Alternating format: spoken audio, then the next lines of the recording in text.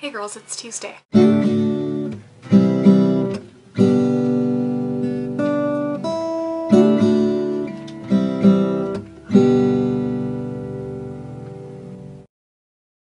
If you haven't already, you should go check out the emergency video from Lizzie, which we made public yesterday. Link is in the doobles below and right here.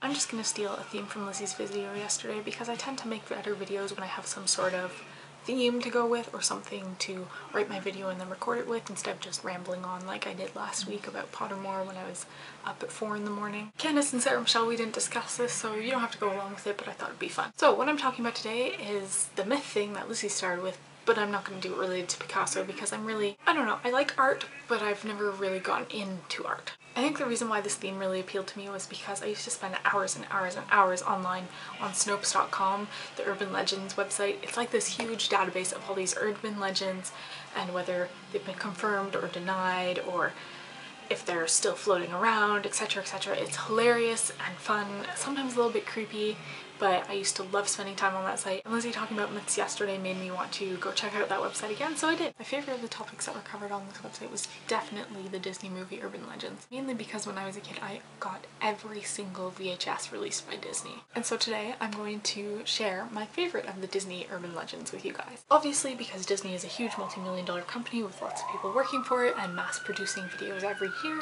there's going to be rumors about what's going on in Disney, in the parks, about Walt Disney himself, by production of movies. Just there's going to be legends floating around. It's inevitable. All of the time, a bunch of subliminal messages come up in Disney movies because it's supposed to be wholesome material, and people don't want wholesome things to actually be wholesome.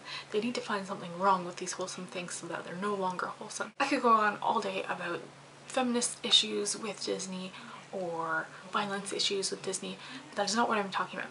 I'm going to talk about an urban legend that happened in Disney that actually was true. In 1997, The Rescuers was released on VHS, and of course I got a copy of The Rescuers for Christmas. After I received it, after the Christmas season was over, in 1998, The Rescuers VHS that had been released for the Christmas season was recalled. And I remember it being recalled. It actually turned out to be an objectionable background image. Of course, I didn't know what that meant, being only 6 years old and not really caring anyway because it was a good movie. My family wasn't inclined to send back in this VHS that I had already received. That was way too much work.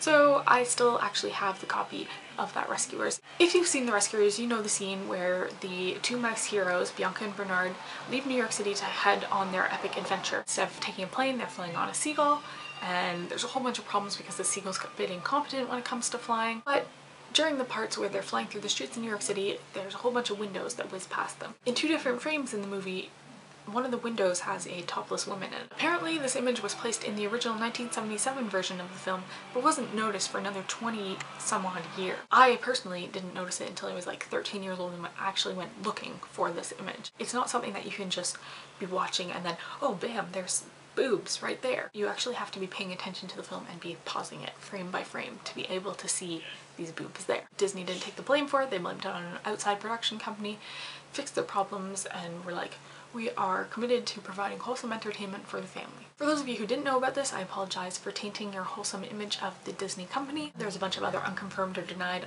subliminal messages in the Disney movies, which I challenge you to go look out for yourself. Let me know about them in the comments if you do find some. I'm only going to be a catalyst in your exploration of this sort of thing. I don't want to direct you to them. It's fun discovering these kind of things yourself. Candace, I'll see you tomorrow.